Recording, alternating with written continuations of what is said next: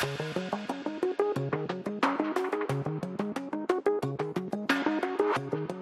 again to all ka-iWorth. Yan, I'm back. I'm your CEO, Duard Recalde.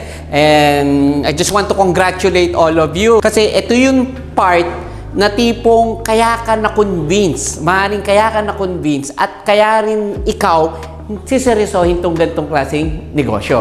Kasi madami mga tao kasi, di ba, nag-start ng business pero hindi nila na-maximize yung potential kung paano to kitain. Tama? And remember, nag-iWorth ka is for you not only to earn, at least you earn big.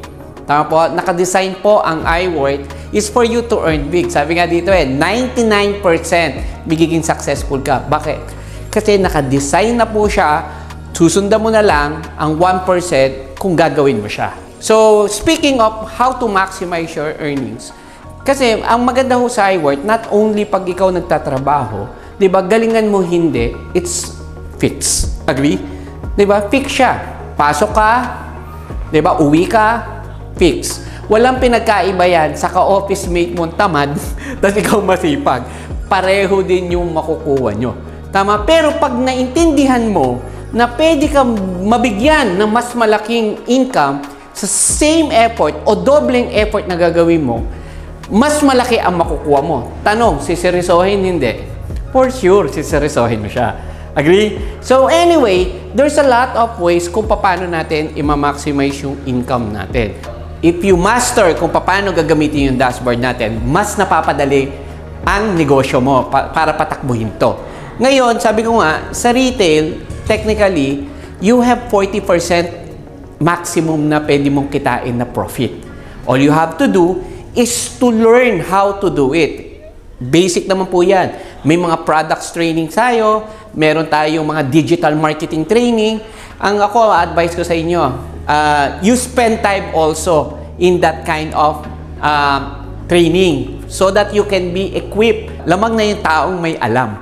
Tama? Lamang na yon. So kung ako sa inyo, as a first timer at gusto mo talaga lumaki yung business mo, is you have to sell also. Okay? Kasi number 1 po yan. Yung pangalawa, to maximize your income also, is syempre yung tinatawag na by doing the network marketing. So sa network marketing, there's a lot of multiple stream. Ika nga parang ang daming hits. Isang trabaho mo, tug, para ang daming tama. Pero it will start sa basic ways kung paano siya kitain. By unang-una, syempre, if you know someone, so basically, all you have to do is to share. So, may tinatawag tayo ditong, tawag doon yung tinatawag na upselling. So, we offer the highest up to the lowest. Paano yun? Kung ano yung pinakamataas na product package na meron tayo, pag ayaw niya, ibababa mo. Pag ayaw niya, ibababa mo. Until to the point, ang pinaka-last nito, magkakabenta ka. Kasi mariretail mo siya. Or reverse naman. May mga tao naman, mabebentahan mo muna. Tama? Pag nagustuhan yung produkto, mga nakailang order na, ang gagawin nila, for them to avail the discount, so magiging part na sila ng iWorth. Until to the point, they can understand the business, how it works. Alright? So guys, maximizing income, you have to master everything. Tama? Mas nakakabaliw kasi pag alam mo yung ginagalawan mo. Mas nakakabaliw kasi pag ikaw mismo naiintindihan mo yung negosyo. Nakuha niyo po yun? So, let's talk about paano ulit siya. Alam ko, nung unang narinig mo si iWorth, sa dami-daming pinresent sa'yo, hindi mo naman talaga siya naiintindihan eh. Tama? Pero, na-excite ka lang. For sure, nakita mo, pag-asa, pero kung tutuusin, kaya pag sali ng karamihan dito, humihinto. Kasi bakit? Hindi nila naiintindihan yung pinaka-concept. This training module will explain it well kung paano ba talaga kikita sa iWorth. Let's go! Tara! Pag-usapan na natin. Ngayon, ang iWorth, ang kagandahan sa iWorth, kung makikita mo ang iWorth, may dalawang klaseng ways for you to maximize yung income ng iWorth. Una, pwede kang kumita through retail. Or yung tinatawag natin e-commerce o dropshipping business mo. Ito yung tipong nagbebenta ka ng online, pwede ka rin magbenta ng offline. Ang kagandahan nito, we are providing you how to earn through retailing. Kasi basically, dahil dropshipping tayo guys, kung titingnan mo, wala kang hawak na produkto. Kung wala kang hawak na produkto, so basically, na kanino ang produkto? Di ba nasa iWorth? Ngayon, kung nasa iWorth ang produkto, ang goal ng iWorth is turuan ka at tulungan ka kumita. Kasi pag wala kang benta, tanong, may benta ba yung iWorth? Wala. So, good news for you guys. Kasi we will make sure and you will make sure nakikita ka talaga. Why? Again, dahil ang produkto na sa iWorth, pag hindi ka namin tinuruan, hindi rin tayo makakabenta. Agree? Kailangan ka kumita muna bago kumita ang iWorth. Nakuha po? So, ang kagandahan sa retail, meron tayong up to 20 to 40% profit. Nakuha nyo? Ito maganda. Dahil habang nagbebenta ka, may kita kang 40. Malaki hindi? Malaki. Tayo lang ang isang company na can give that kind of big profit. Or let's say sabihin natin discount. Agree? Tama? Ngayon, may mga tao din naman, sabihin natin hindi sila kumita, but they can enjoy using our product because they are discounted. Nakuha niyo pa? Di ba? Kasi may makakausap tayo. May mga tao naman na habang nagre-retail sila, kumikita sila. Ito yung pangalawang source of pwede kang kumita. May mga tao naman na pwedeng kumita na through multi-level marketing. So ano to? Ito hindi na po bago to. Actually, MLM is not just new in the Philippines, but it's already an industry. Tama? Pag sinabing industry, parang walang pinagkaiba yan na e-commerce industry. Di ba? Parang doctor industry. Di ba? Yung construction industry. Ang MLM ho, yan ho, isa na ho siyang industry. Kasi kung titingnan nyo po, some people, minsan sasabihin nila, hindi maganda to. Pero kung titingnan nyo, how many years na po may MLM? Kasi may tinatawag na legit, may tinatawag na hindi. Okay? So, ibang topic po yan. Pero kung titingnan mo, pag pag-uusapan natin sa MLM, ano yung mga source nito? These are the things na kung paano natin i-distribute din also. So, by using word of mouth. Di ba? So, sabi nga walang pinagkaiba ho yan. Para kang pag may pinunta ka sa isang lugar, masarap yung kinainan mong restaurant. Ikikwento, hindi. Ikikwento. Tanong, kumita ka ba? After mo ikwento at kumain yung kaibigan mo, binayaran ka ba ng restaurant? Hindi. Sino nagkwento? Ikaw. Yung po yung kagandahan po na MLM. Ngayon, let's say, may kilala ka bang may gustong magnegosyo ng e-commerce and dropshipping?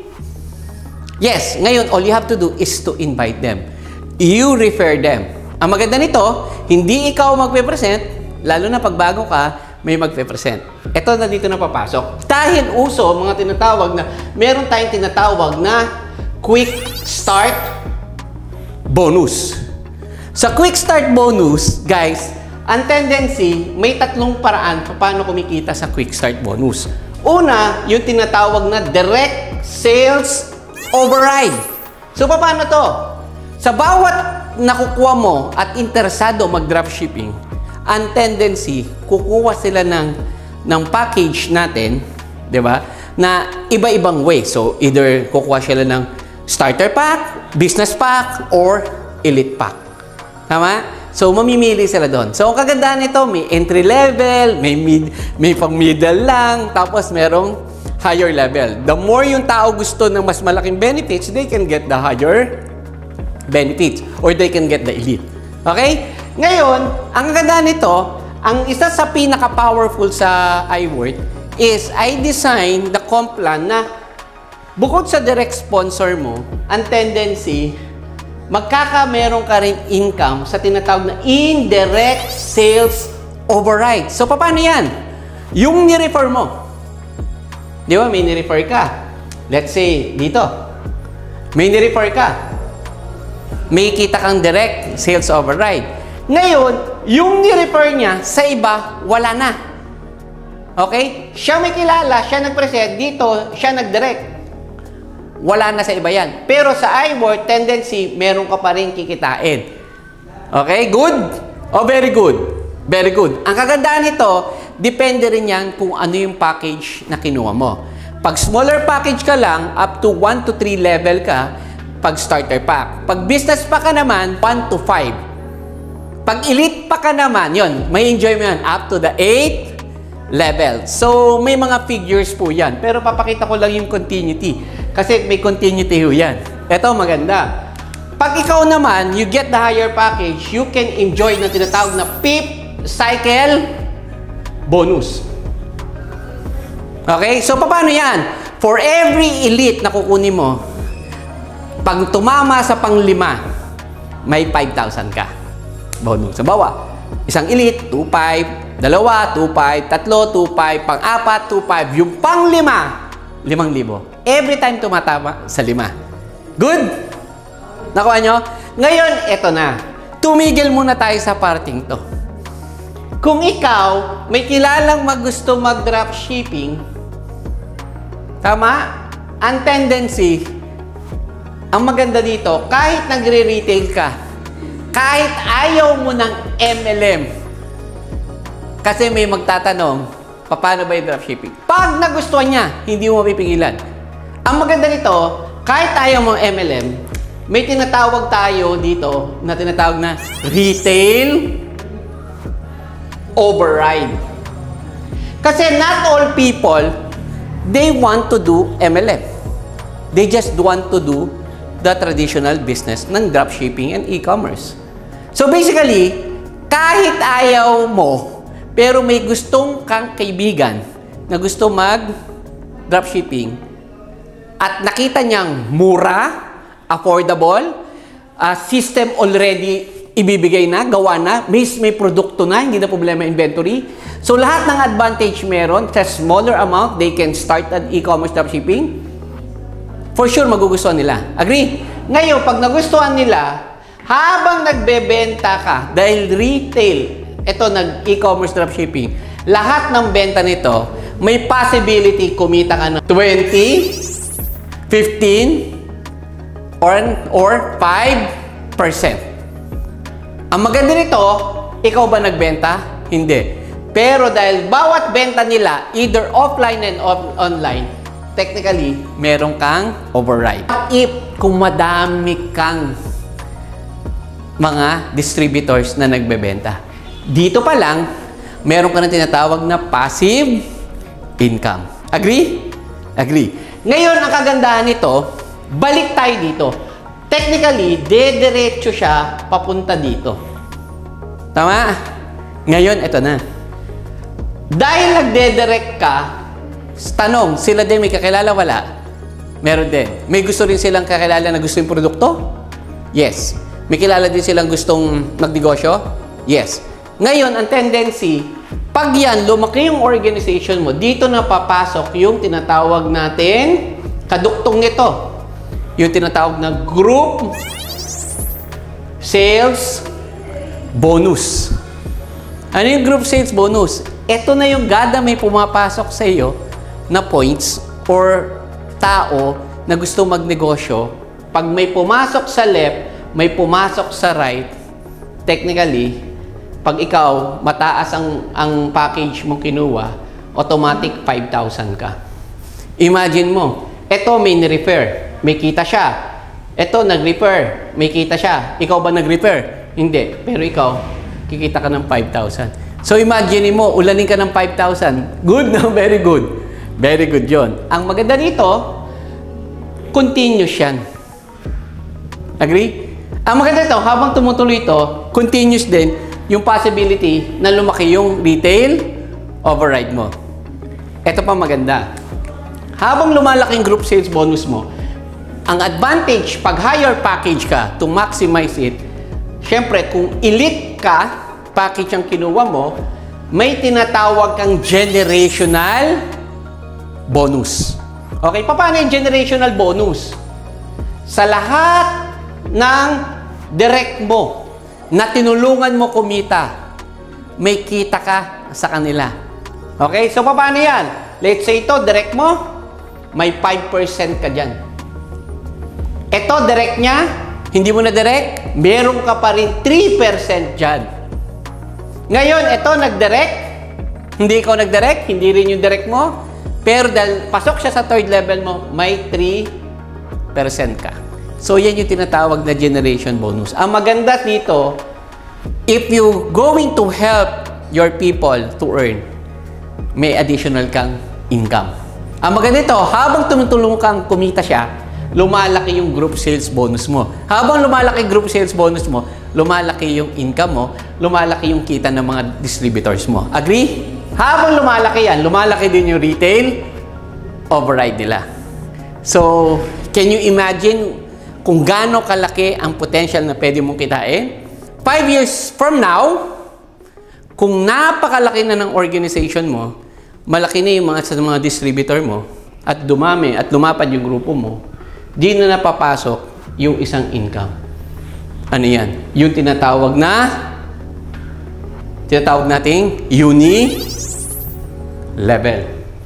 So, sa uni level, ito yung kahit piso lang, kung 1,000 or 1 million ang nagbigay ng piso, ilan yon? 1 million pa rin. So basically, ito, dito na papasok yung tinatawag na passive income. Ito yung pinaka-main goal po natin, mga kapatid. Ito yung pinaka-gustong mangyari ni iWorth sa mga members o sa mga distributors ng iWorth. So, ang kagandahan lang nito, pwede ba dito may passive lang sa MLM? Or pwede rin ba dito? Good news, pwede rin. Bakit? Pag dumami ang distributor mo under you, na kahit sabihin mo hindi sila nagre-recruit, pero nagbebenta lang, dahil may retail override ka, papasok pa rin yan sa tinatawag na passive income mo. Do you get? Did you understand? Maganda ba o maganda? Guys, maniwala ka. If you know and understand the comp plan, imaginein mo, darating araw, dito pa lang kumikita ka ng milyon. Sa group sale, may milyon ka na. Sa generation bonus, may income ka na. Kaya nga, sabi ko nga kung maintindihan mo lang to, 5 years from now, you have multiple stream of income. Yung multiple stream of income yan, you can use that, diversify it sa iba-iba rin investment. Why? Kung yung kita mo sa override, lagay mo sa savings. Yung kita mo sa uni-level, pwede mo gawing pambili ng auto. Alam mo yon? So, yan po yan. Kaya ikaw, mga bago pa lang nandyan ngayon sa iWorth at ilang weeks ka pa lang, or days, or months, isa lang sasabihin ko sa iyo. You master this comp plan, you master how to earn, you maximize the income, and believe me or not, in 2029, maniwala ka, bago na yung buhay mo. So, guys, see you sa next module natin. Hope you learn a lot and hope you understand this business. Ako, tip ko lang po sa inyo, you ask pa rin your upline or leaders who sponsor you para mas maintindihan mo to. Thank you and God bless you all.